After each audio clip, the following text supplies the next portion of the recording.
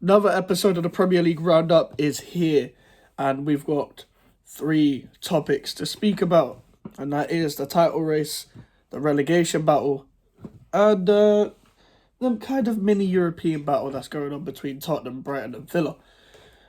And let's start with the title race, because Man City are champions again, three titles in a row, and Arsenal have bottled it. And there's been a lot of debate on whether Arsenal bottled it, and it shouldn't be a debate because if this was any other team, if this was Man United, if this was Tottenham, like, if this was anyone else if this was a team that Arsenal didn't like, and I dislike Tottenham and Man United as well, and I'd be saying the same thing if Man United had got out top four. You bottled it because as great as Arsenal have been this season, when it mattered, it's all fallen down because of the lack of experience in the squad of being in the title race, and the two players that you got that were experienced in the title race really haven't rise as the big men in the squad, for a lack of a better phrase. And it's quite simple. When you're 8 points clear, and you throw away every other competition because you're focusing on the league, bigger fish to fry. We've all heard it. Yeah, it's a bottle job. It's a bottle job. But Man City, I will never doubt Man City again. Never. Reason why I say that, after Arsenal beat Man United 3-2, and when they beat Bournemouth and all that, I thought, wow, they're actually going to win the league. And because that was title-winning moments, the way they came back to grind out certain results. But what I will say is, like, City were doing well when they had Rico Lewis playing well. John Stones was playing well then. John Stones had played well all season. But there was a lack of like a Ruben Diaz in this squad. When Ruben Diaz was playing more, I think he was injured for a bit. When Ruben Diaz was playing more, when he put John Stones into the midfield, when it was from right back or from the centre back position, centre back into midfield, yeah, City went mad.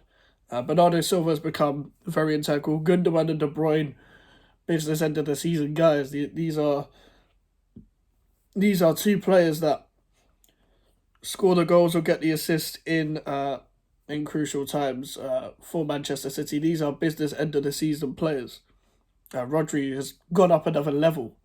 He's been unreal, and Haaland has been Haaland all season. To be fair, when Haaland, you can only decide whether Haaland has played bad, whether he has got the ball, whether he has got the service, not necessarily touches, but whether he has got the ball, whether he's been given the service, because that's what he is. He's a service striker, and there's other parts of his game that he might need to improve, like link up play and all that. But he will improve under Pep.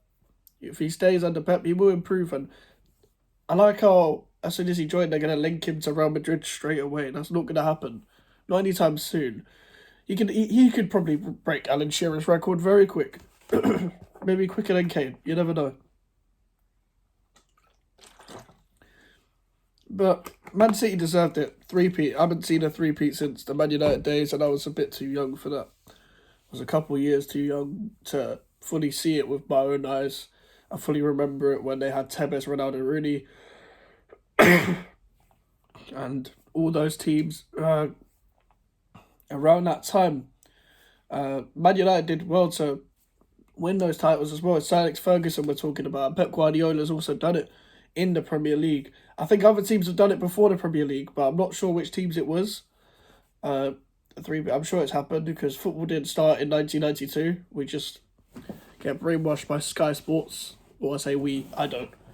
But that's how it is. But yeah, Arsenal, Granit Xhaka's leaving. He's been linked to, he's probably going to go to, I was going to say Bayern Munich, Bayer Leverkusen. Wants to go back to Germany. It's funny, the one time he actually performs good in a season for Arsenal, he's going to leave. That's what I find funny, because this guy told the fans to fuck off. He's got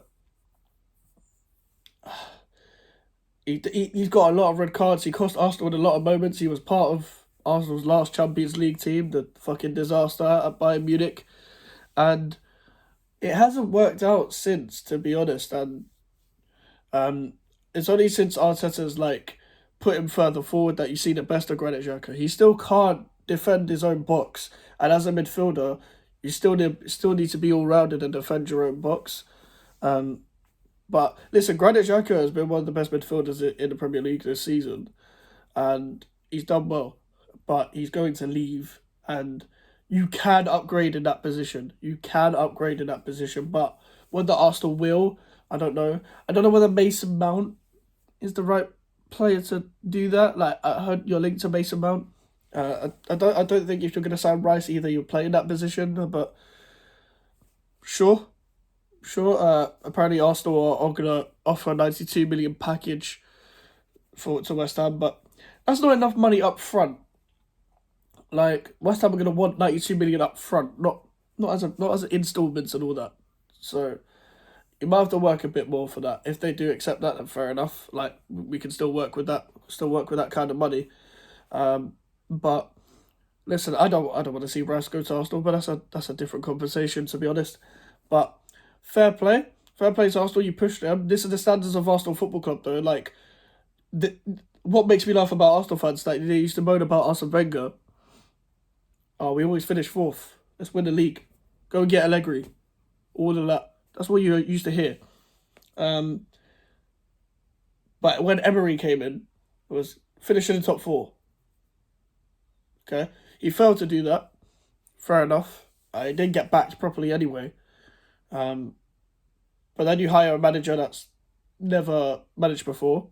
Fair enough. I am now wrong about him this season. I'll hold my hands up. But finishes 8th, finishes 5th. Gives you a title charge. Fair enough. Trust the process, all of that. I get it. But here's the thing. If he gets backed more, and then he goes back down, if he, like, for example, I don't think this season was a fluke by any stretch, because I think Arsenal will be good again. But let's say he's back to more players and he finishes 5th, then he needs to go. Like, and to be fair, top 4, Arsenal don't compete in the Champions League, so I don't understand the excitement for top 4. But if Arsenal want to go back to where they're meant to be, it's just competing for the league. Like, you got to buy like elite players, you got to buy elite quality, elite cover. But yeah, you do you, Arsenal fans. Like, you need to be back up there, and you wanted to win the league years ago. Now it's just top 4. If that's what you're happy with, that's what you're happy with. Throwing away trophies. If that's what Arsenal are nowadays, then you do you. But yeah, you exceeded expectations, but expectations changed throughout the season. I think people have tried to tell you that last year. Just because you weren't expected to finish in the top 4, doesn't mean when you're there, you bottle it. You bottled the top 4, now you bottled the league. So yeah, it is what it is. We're going to move on to the relegation battle. And obviously my team, West Ham, face Leeds United. Tonight will be Newcastle and Leicester. Leicester are playing every fucking Monday. If Leicester win at St James's Park, that'll make it more interesting. They'll be on 33. I think 33 points. Leeds on 30, and I think Everton are also on 33. But at St James's Park, they're not going to win there. It's Newcastle. Newcastle are 1 point away from Champions League football. They don't want to lose to Leicester, but Leicester, some of the Leicester players don't even look like they want to be there. They don't even look like they're playing for any sort of the badge whatsoever. And if I was their fans, I wouldn't turn up to the West Ham game, because they don't deserve the Leicester fans' support. And we used to look at Leicester as a well-run club, but with the whole FFP stuff, the money into the training ground, there's rumours that the training ground is actually like worse, because there's less of a closeness between the staff and the players, like the inside staff and the players. That was a rumour. Don't know if it's true. If that's what's ruined it, then you've completely fucked up Leicester City. As owners, you've completely fucked it up. But Everton are probably staying up. Leeds and Leicester are probably gone. I'll be very surprised if Everton lose to Bournemouth and Leeds beat Tottenham. Because if Leeds beat Tottenham, Everton will probably beat Bournemouth anyway. I know they don't have Calvert-Lewin. I know they got injuries. I watched the Wolves game. You got fucking lucky. Sean Dyche was making mental substitutions, but I don't know why Michael Keane even comes on for you lot still. Because Michael Keane's shit. I saw us linked with him in January and oh my god.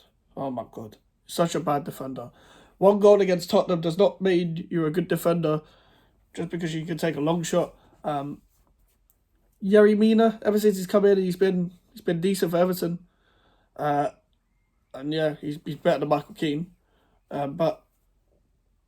Everton probably have done enough to stay up again. I don't know how they manage to escape. They keep managing to escape. And their last season at Goodison will probably be in the Premier League. So, fair play to them. But I didn't want that to happen. Now, lastly, on a European battle.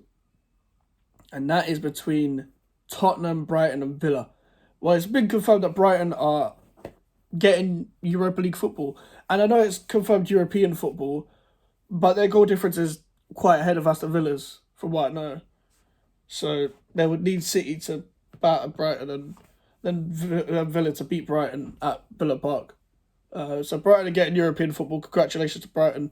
Villa still need to confirm European football by beating Brighton and having Tottenham to lose. Tottenham could only get Conference League and that's it. So 7th or 8th. I know their fans don't want Conference League, but you might actually enjoy it. If you have a manager that takes it seriously, you could easily win the trophy.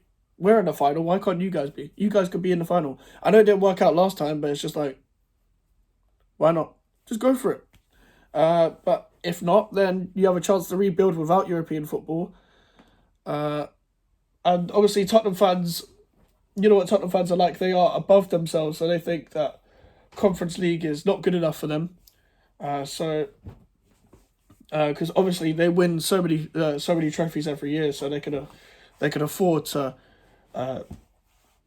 kick out the Conference League, eh? That's what I've heard. But yeah, Tottenham. I don't know. Arne Slot is the one that's rumoured to come in with this Dutch style of football. You don't have the players to do that. Will Daniel Levy back this manager this time? You're getting a new director of football. Yeah, I swear they had Paul Mitchell before. Did Paul Mitchell even get a say in doing anything? I don't know who Paul Mitchell signed for Tottenham at the time. So if you get another director of football, sporting director, whatever, that's cool. That's yeah, well done. But I don't see that working out. I'm sorry, because Daniel Levy doesn't back managers, so how is this manager going to play his Dutch style of football with Eric Dyer, him signing a new contract and potential signing permanently of Clement Longley? I'm hearing rumours that Kulusevski might not even join permanently, but I'm sure he will. Like, I thought it was an obligation to buy. You have to buy him. So sure. I don't think Danjuma will stay. I don't know why he would stay. He thought he was getting a Premier League opportunity. He probably would have got more of an opportunity at Everton. Excuse me. And Pedro Porro, good luck, man. In this league, you have to defend as a right back. And they got battered by Brentford, by the way. Like, in the second half anyway. They were doing really well in the first half. And then Brian Mbeumo decided to just turn into Brian Mbeumo because he's very good. Brian Mbeumo's a very good player. So, here's what it is. If you guys did like the video, leave a like on the video and subscribe if you're new. Social medias are in the description if you want to follow me, and the email for the inquiries. I'll see you guys later.